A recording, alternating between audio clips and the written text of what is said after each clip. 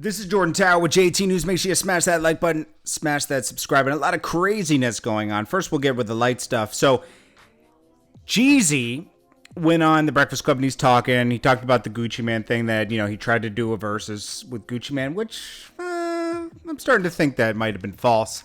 But he's putting that narrative out there because people probably would say he was scared to do a Gucci Mane one.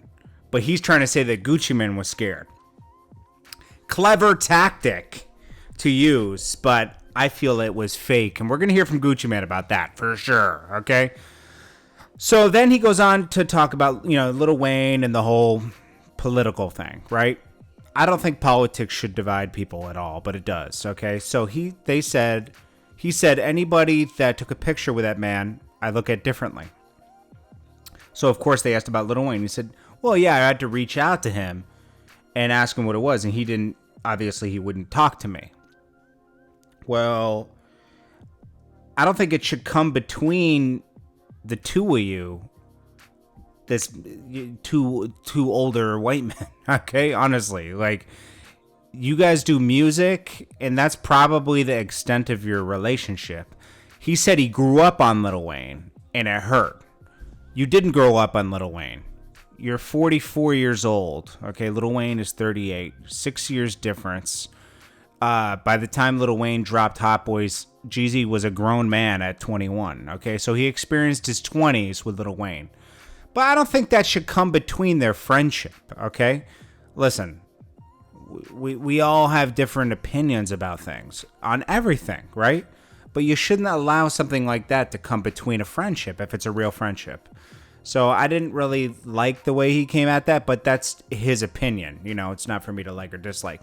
If someone differs with me on certain things, you got to let it go. Like, I understand people get very emotional about politics, but you can't get that crazy about it. Like, that's how I feel.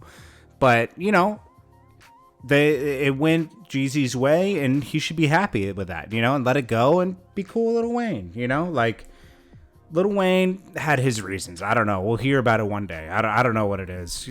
I don't know why he would stand next to any politician anyways, but I think all politicians are liars. Democrats, Republicans, Democrats, okay? They make a lot of promises that never come true. It's really disgusting, politics. Like, it's not even a real job, Like, you listening, we're out here working, okay? We know what's wrong out here. We need another party to represent us, honestly, because when someone that, like, understands, like, a lot of people just don't understand, like, everybody working out here. King Von. We have to talk about it again because King Von's manager came out and said Asian Doll is lying. I kind of assumed that. Remember with the last segment we just did, I said, how does Asian Doll know these last words of Von? I understand that she's hurt, that she dated him, she loved him, his friends are hurt, his manager's hurt, but she's just talking about like she was there, like she witnessed it, like everybody left him alone and this, and his last words were, why you so sad, you let him get me. Turns out that she is saying all this because she said she saw a spiritual advisor and he's talking to Von in the past life after he passed, speaking to Von's spirit. I mean, that's crazy, man. Crazy. She's out of line for putting things out there like that in that narrative. When the guy's there, we don't know. There's only one angle of the camera, like the guy said. You don't see everything that's going on. It's coming from everywhere. And you can't make assumptions on one videotape.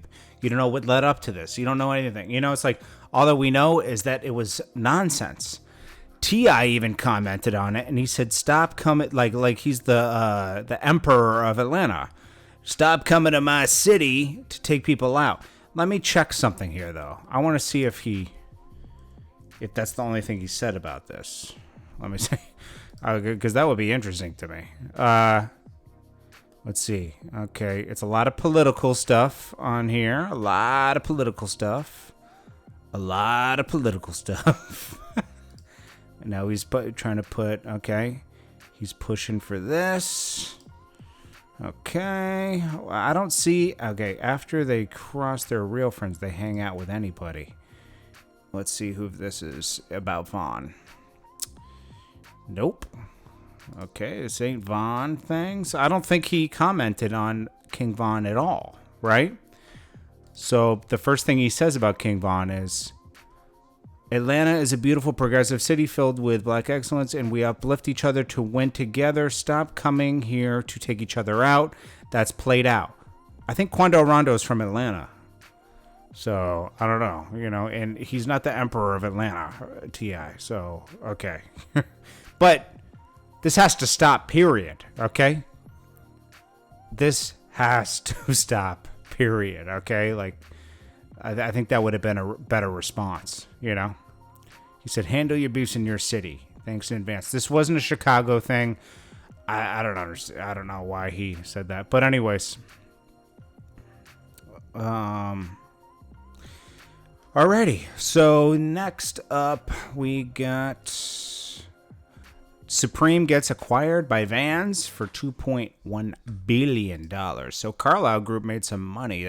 Carlyle Group is a VC firm, a venture capitalist firm that puts money into businesses, buys part of their shares, and it increases their value, and then sells it for a higher price later. So I think they put $1 billion down. The company sells for $2.1 billion. So I think they didn't make a huge increase like they did with Beats. Remember, they were involved in the Beats deal. They made a ton of money with that. Okay. But they made a lot of money. Okay. And I don't know how much Supreme could have gone up in value. I mean, this is a pretty big evaluation. And think about this. They bought it for $2.1 billion. But Kanye is claiming that Yeezy is worth $5 or $4 billion. What does he say it's worth? $3 or $4 billion?